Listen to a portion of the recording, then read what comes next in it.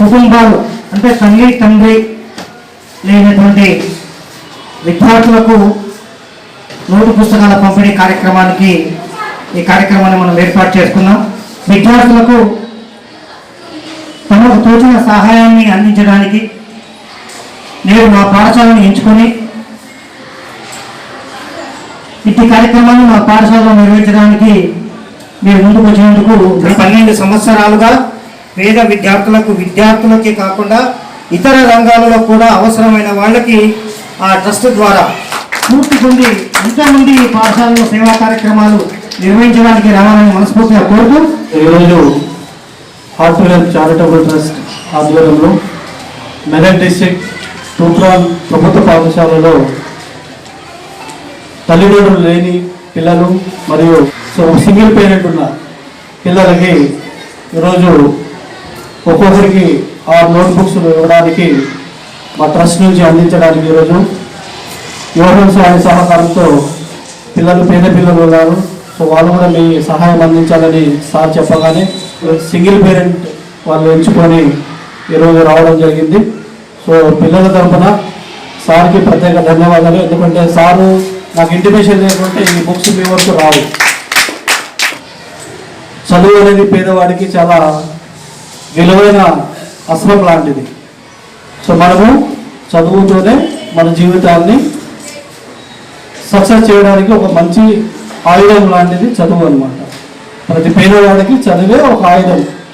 మనం బయట ఎన్ని కూలి పని చేసినా సరే మన జీవితాలు చదివి మీరు మంచి ఉన్నత స్థాయికి చేరితే కనుక మీతో పాటు ఈ సమాజానికి కూడా మంచి అవకాశం ఉంటుంది. ఇందులో ఎడ్యుకేషన్ అనేది ముఖ్యం కాబట్టి ఎడ్యుకేషను, హెల్త్, ఎన్విరాన్మెంటు, తర్వాత నీడ్ పీపుల్కి హెల్ప్ చేయడం, ఇలాంటి కార్యక్రమాలు ఎన్నో చేసుకుంటూ వెళ్తున్నాము.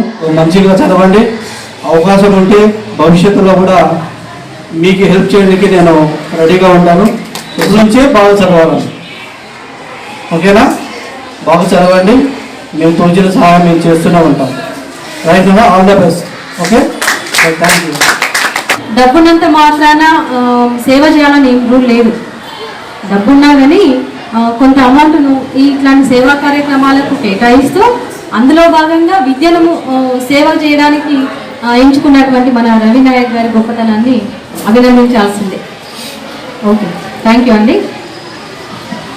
సభకు నమస్కారం. అధ్యక్షులు, సీనియర్ ఉపాధ్యాయులు అందరికీ నమస్కారం తెలుపుతూ, ప్రత్యేకంగా రవి నాయక్ గారు నాకు గత 3 సంవత్సరాల నుంచి తెలుసు. తాను చేసే సేవా కార్యక్రమాలు నేను చూశాను కాబట్టి తాను ముఖ్యంగా ఎంచుకున్న విషయాలు ఏంటంటే హెల్త్, ఎడ్యుకేషన్, ఎన్విరాన్మెంట్. అందులో తాను దేవుడిచ్చినటువంటి మనసును బట్టి ముఖ్యంగా ఆయన చేసేది బీద ప్రజల మధ్యలో సేవ చేయాలనేటువంటి దృక్పథం ఆయనకు ఉంది.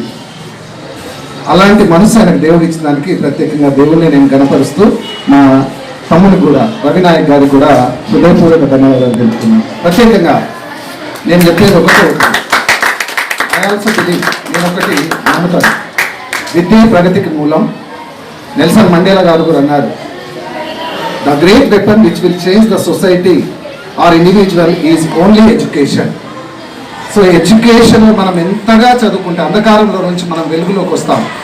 ఆ దృక్పథంలో తమ్ముడు ఆ దిశలో చేస్తున్నారు కాబట్టి ప్రత్యేకంగా మా స్కూల్కి వచ్చిన దానికి నేను పర్సనల్గా ధన్యవాదాలు తెలుపుతున్నాను. నేను కూడా పిల్లలు మేము ఆశపడేది ఒకటి, ఇక్కడ ఉన్న టీచర్లు అందరం ఆశ, మీ అందరూ చదువుకోవాలి, ఉన్నతమైన స్థానానికి ఎదగాలి.